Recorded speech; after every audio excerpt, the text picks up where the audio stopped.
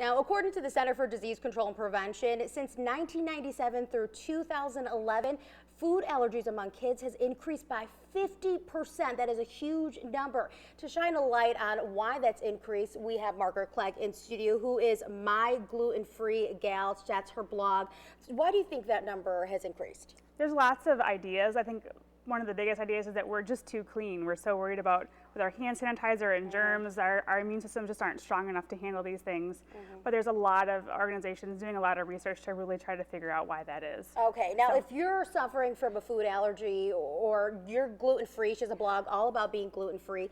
This Sunday she has a celiac support group, but it's kind of a special meeting because you are going to have a local author in there that deals with food allergies. Right. So our meeting is this Sunday at West Vienna United Methodist Church from 2 to 4, and author Sherry Servsek is going to be there. Her book is about food intolerances and allergies for everybody. Our group usually focuses just on celiac disease and gluten-free living, but hers is a step-by-step guide of how to deal with all sorts of things between eating at home, eating out, and the emotional side of being that different person.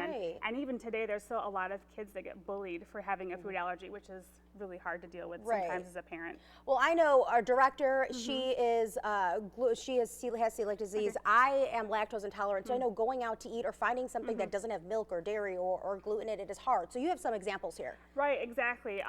So Enjoy Life is a really great company. They're free of the 8 most common allergens. That includes wheat, dairy, peanuts, tree nuts, eggs, soy, fish, and shellfish, which is an awesome company. They have cereal, they have chocolate chips, and even it's usually expensive to get gluten-free foods and allergen-free foods. And Aldi has their own line now called Live G-Free, which they have bread. You can make sandwiches for your kids for their school lunch, macaroni and cheese, cookies, healthy granola, even chicken nuggets. Oh, you can get everything now.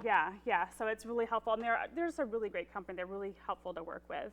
And then, like you were talking about, eating out is really difficult.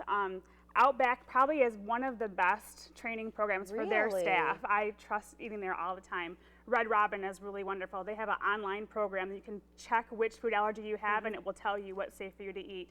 And even Pizza Hut has come out with certified gluten-free pizza. Yeah, we saw that too. Yeah. Very cool. Well, Margaret is not going anywhere just yet. She's still going to stick around. So if you have any questions, make sure to tweet us out or write on Facebook.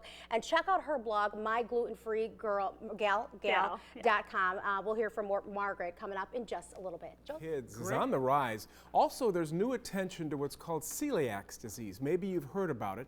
Well, we're joined by a Flint lady who runs a celiac support group. She is Margaret Clegg, and welcome. Welcome, thank you. First, let's talk about celiac disease. What is that exactly? Celiac disease is an autoimmune disease. It affects the lining of the intestinal wall, and when someone with celiac ingests gluten, it makes their body attack itself, which becomes really dangerous because it causes malnutrition and can cause a whole host of symptoms, over 300 to be exact.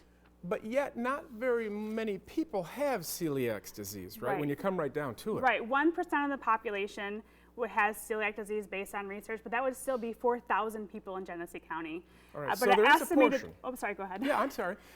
So it's a small percentage, but there's people out there that obviously have concerns. But for the rest of the people, I noticed the food industry has gone crazy with this gluten-free stuff. Right. Is it wise for the general population? I'm not gluten-free. I mean, I don't have celiac disease, but I eat the gluten-free stuff. Does that make sense, or am I wasting my money? Up to 6% of the population could have what we call non-celiac gluten sensitivity, which is being highly researched at the Celiac Center in Chicago. Right. There's a lot of benefits to eating whole grains. If you don't have to eat gluten-free for health reasons, I'd say you don't have to do it, because your B vitamins, your whole grains you get from your wheat, rye, and barley are so vital. It controls your blood pressure, your metabolism, so many things. Yeah, we're going crazy gluten-free in this country, but you've got some great products that you brought along today. Right. This looks really tasty, this crunchy flax for breakfast, right? Yep, Enjoy Life is a really great company. Their products are free of the 8 most common allergens. All right, you brought them all, and we wanted to show them, but we don't want to forget about your, you got a book there, you've got a class going on, right? Right, we have a support group meeting this Sunday from 2 to 4. We meet at West Vienna United Methodist Church. And we have a local author named Sherry Servsek. She wrote a book about welcome to food allergies and intolerances.